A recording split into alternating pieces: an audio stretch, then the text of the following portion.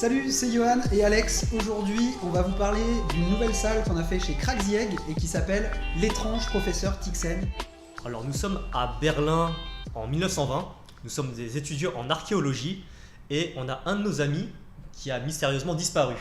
Et en fait, dans notre faculté, il y a un professeur qui s'appelle le professeur Tixen, pour lequel on soupçonne qu'il fasse des trucs Qui est un peu chelou. Voilà. C'est ça. On serait pas surpris que notre pote ait disparu à cause de ce professeur. C'est ça, il n'est pas très fréquentable, je pense. Voilà. Et du coup, il est parti de son bureau pour à peu près 1 heure. Oui.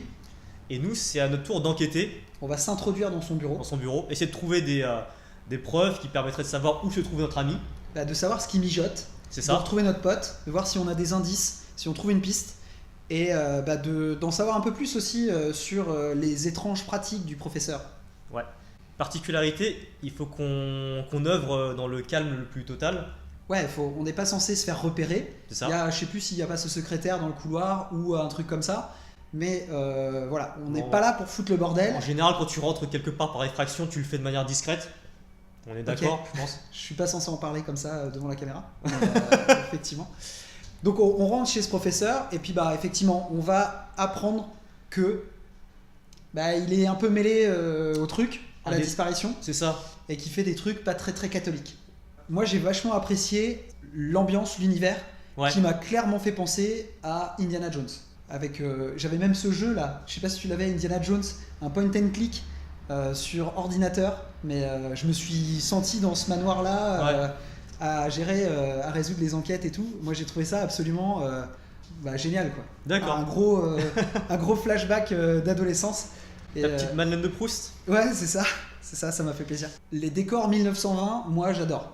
Ouais. C'est vraiment un truc que je trouve super. Et Il y a un certain cachet en fait. ouais, il y a une un qualité, cachet, et puis il y a des petits clins d'œil que tu retrouves justement par rapport au film, Mhm. avec effectivement le petit stress de pas se faire gauler, tu sais, Ouais. pas faire trop de bruit et tout. Et moi, c'est ça qui m'a plu le plus. D'accord. Et donc, comme pour Chinatown, aussi une quête subsidiaire qui est de retrouver l'œuf. Oui, Donc, qui est caché dans l'énigme et qui va te demander une réflexion supplémentaire pour débloquer le dernier cadeau. C'est ça, ça rajoute vraiment une grosse dimension, je trouve, à Crack the Egg. Du coup, il faut non seulement finir l'escape en moins de 60 minutes, mais c'est même mieux si tu finis en genre 50 pour te laisser 10 minutes C'est derrière ça. sur la quête de l'œuf, quoi. et pas sortir frustré ensuite. Ça, Voilà. c'est vraiment sympa. Ça. On recommande vivement cette salle, cette enseigne, si vous aimez l'ambiance 1920. Indiana Jones, Indiana tout Jones, ça. tout ça, allez-y. C'est pas la peine de parler allemand, Non. juste pour info. Et puis, on va finir la série Crack the Egg avec la dernière salle. Qui s'appelle L'Abri, oui. Ouais. Dans un monde post-apocalyptique et qui sera l'objet de notre prochaine revue. Yes. À très vite. Merci de nous avoir suivis. Salut. Ciao.